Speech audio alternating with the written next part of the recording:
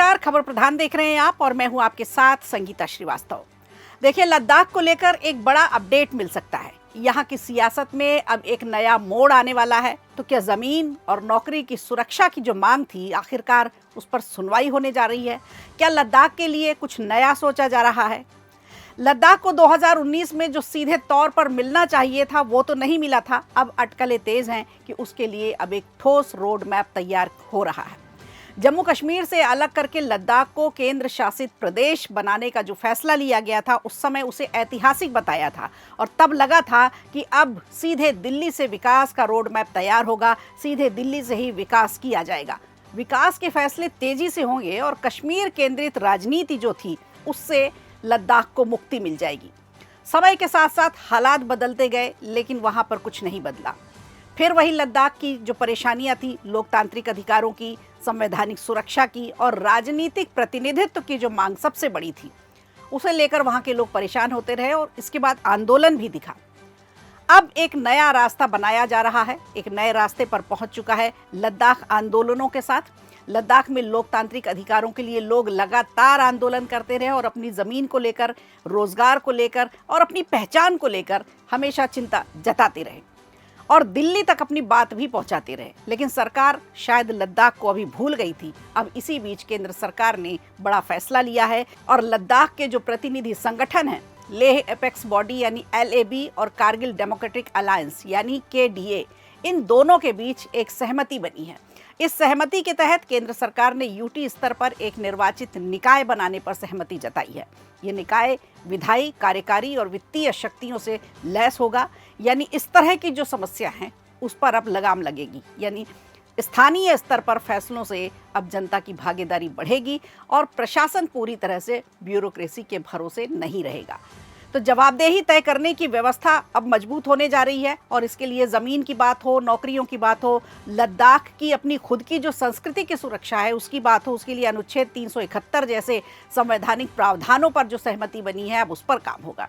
यहाँ आज भी वही मुद्दे हैं जिन्हें लेकर लद्दाख के लोग लंबे समय से आंदोलन कर रहे हैं, अपनी आवाज़ उठा रहे हैं। लद्दाख हमेशा से राजनीतिक रूप से बेहद संवेदनशील इलाका रहा है।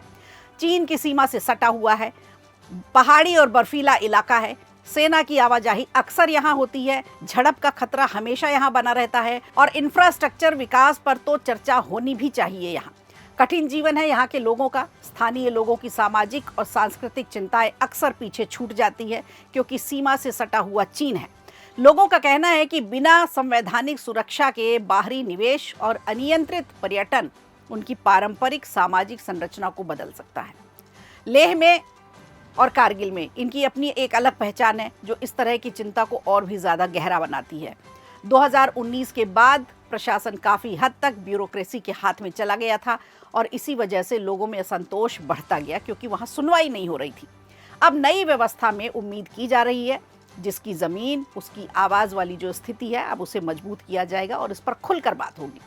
हालांकि अभी लद्दाख को पूर्ण राज्य का दर्जा नहीं मिला है। गृह मंत्रालय का कहना है कि फिलहाल लद्दाख आर्थिक रूप से आत्मनिर्भर नहीं है और अपने राजस्व से प्रशासनिक खर्च वहन नहीं कर सकता। दिल्ली सरकार का मुंह देखना पड़ता है। दिलचस्प बात यह है कि लद्दाख के संगठन भी इस तर्क को फिलहाल स्वीकार करते दिख रहे हैं। देखा जाए तो जीवन वहाँ का काफ़ी कठिन है। पहाड़ी इलाका है, उसमें भी बर्फ से ढका हुआ, जीवन यापन बहुत मुश्किल है। लेकिन उनका मानना है कि ये सहमति भविष्य में पूर्ण राज्य की तरफ दरवाजे खोल सकती है। यानी धीरे धीरे ही सही, अब रास्ता एक बनने लगा है। ये पूरे मुद्दे पर एक बड़ा पहलू ये भी है कि चीन सीमा से लगे होने की वजह से इस संवेदनशील इलाके में लंबे समय तक असंतोष रहना राष्ट्रीय सुरक्षा के लिहाज से भी उचित नहीं है। इसे ठीक नहीं माना जाएगा। इसीलिए केंद्र और स्थानीय संगठनों का एक मंच पर आना राजनीति के साथ साथ रणनीतिक रूप से भी बेहद ज़रूरी है। इस आंदोलन का एक बड़ा चेहरा सोनम वांगचुक भी रहे, जिन्होंने लद्दाख के मुद्दे को राष्ट्रीय स्तर तक पहुंचाया। और अब सबसे बड़ा सवाल ये है कि क्या ये सहमति लद्दाख को सच में पूर्ण राज्य की दिशा की तरफ ले जाएगी?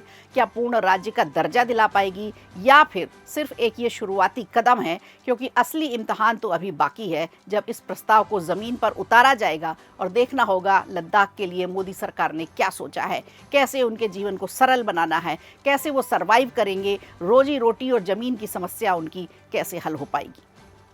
वीडियो अच्छा लगा हो तो लाइक कीजिए, शेयर कीजिए और कमेंट बॉक्स में हमें ज़रूर बताइए।